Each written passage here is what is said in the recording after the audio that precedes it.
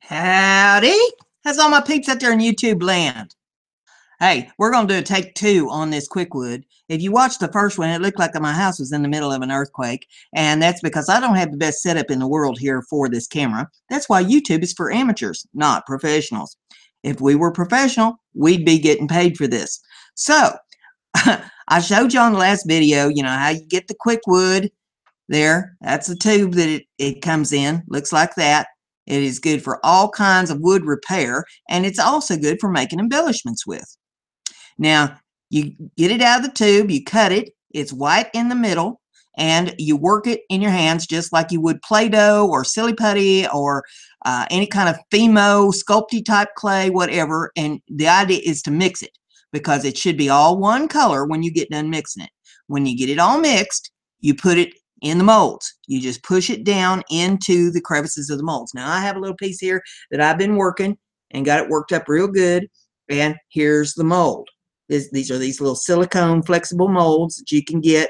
I got mine, some of them from Miriam Joy. I got some off of Amazon. I've got a whole slew of these different kinds of molds. And you work this clay real good, and then you take it and you push it down in that mold because you want to get it in all the nooks and crannies so that it shows your design real good when you pull it out of there. Now, in the last video, you saw I tried taking it out when it was hopefully semi-hard. You don't want it real soft, but you don't want it all the way hard when you take it out of here because of trimming it, because this stuff is extremely hard when it dries.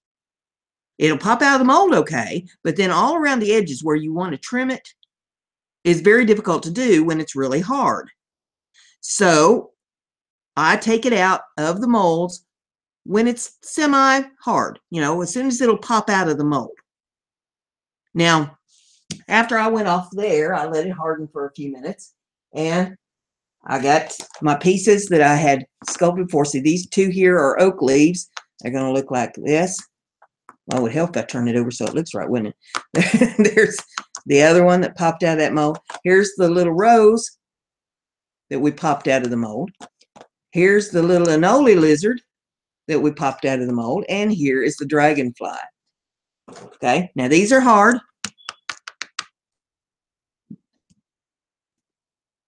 See, they don't bend around or nothing. They could probably use curing a little bit more, but they're not as soft as I would like for trimming, but we're going to trim them anyway. And you take your little craft knife and you go around the edges and you just trim off any of the parts that you don't want on there. And this is time consuming, and that's why I say when you put them in the mold, you don't want them hanging way over the sides. Say this one I've got hanging way over the side. That's going to take a whole bunch of trimming when I get it off of there to get that all trimmed off. Okay, so you really don't want to do that. You want to get them as close up to the edges of the mold as you can, and you want your knife to be pretty sharp. And you really got to control that knife because you don't want to cut yourself with it. And you just ease around your piece, and it'd be helpful if I'd get it underneath the camera, wouldn't it? There we go. And just ease around it, trimming it up, making it look all nice. And then you can always come back in after it's good and hard with a piece of sandpaper. And I would go very low grit with this, so that, you're not trying to sand all the detail off of it. You're just trying to sand right around the edges just to take that rough part off of it, and gives it a more finished look when you get it on whatever your project is. Okay, see, now that's pretty good. I think I could probably hit that with some sandpaper when it gets good and dry and finish it up, and that's pretty good on that dragonfly. Now the anole lizard, he's going to be a little more difficult because he's got a lot of nooks and crannies there around his feet, and you got to be real gentle because you don't want to cut his legs off now. Be easy with him. Just try to take off the major parts there that you don't want on it.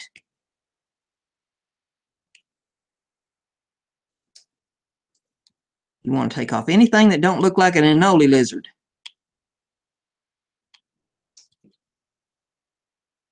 just a little bit at a time. So them nooks and crannies will be hard to get a piece of sandpaper in to do anything with. So you're just going to kind of have to whittle that with your craft knife a little bit to get the parts off of it that you don't want on there. Make him look smooth.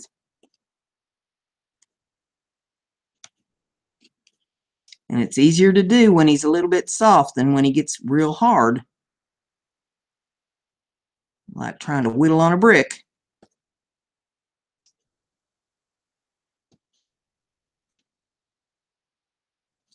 Just shave it off a little bit at a time there.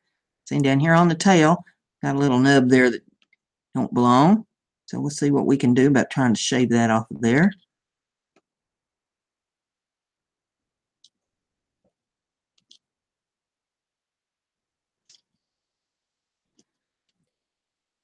Go all around him.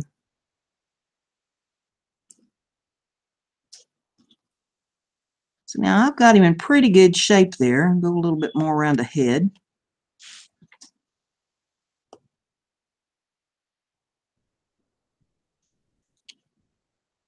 Good enough that I can take some sandpaper to him when he gets good and hard and finish that off right there. But there's our little lizard. And then we got these oak leaves. And you just go around each part of them.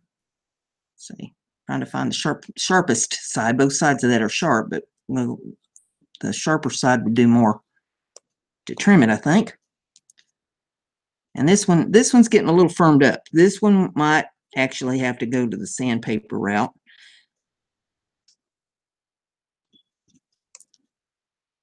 Some of the bigger pieces might whittle down off of it.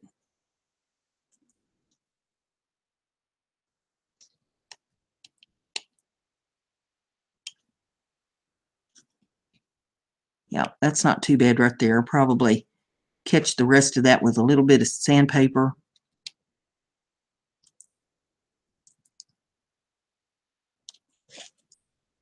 And there's that one. Then I got this other one here, and I'll hit it just a little bit around the edges.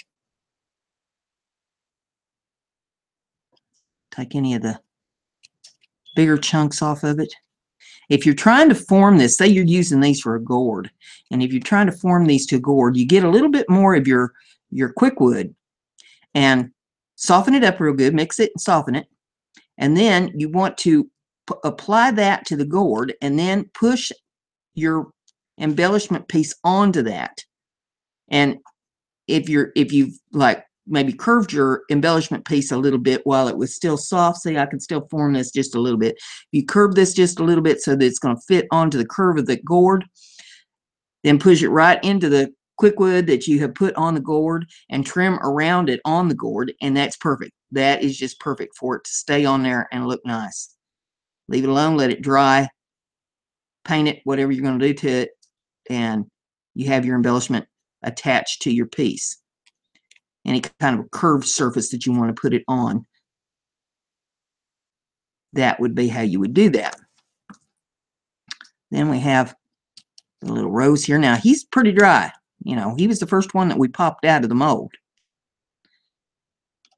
So this one is a little harder to try to trim on. So you see how, I mean, you want them when they're still a little bit soft. See, this one don't bend. Now this is hard. So this is one I'll have to come in with the sandpaper on to smooth off the edges and stuff on him. But that's the little rose. So there you have the embellished pieces. These I'll have to let firm up a little more. I'd say probably about 20 minutes, and they'll be ready to pop out of there. And I can use the knife on them pretty easy at that point. So there is the part 2 or take 2 without the shaky camera. I think I've got her battened down now, so she's not going anywhere.